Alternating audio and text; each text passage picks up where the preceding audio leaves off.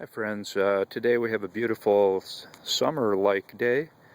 Unfortunately, I've got some bad news from my garden. We had a frost 1 week ago and it got down to 25 degrees, so it was a really fairly heavy frost, and I lost at least half of my brassicas and maybe more than half.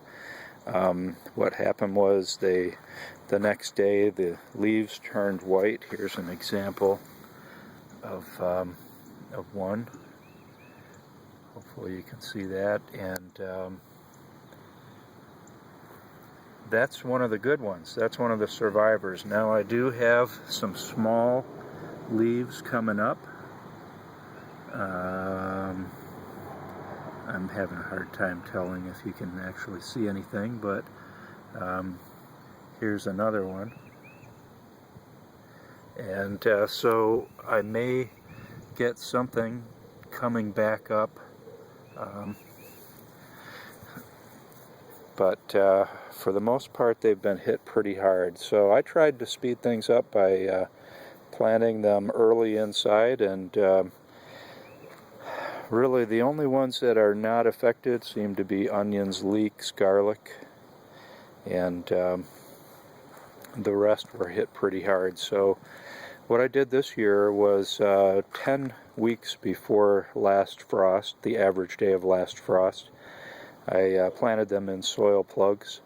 And next year my plan is, and then 5 weeks before last frost I planted them out here, and I was mistaken. I thought that the brassicas could handle the cold, but obviously they can't. So what I'm going to do is next year is I will still plant them in soil plugs 10 weeks before last frost, but then 4 weeks before last frost they're going to go into a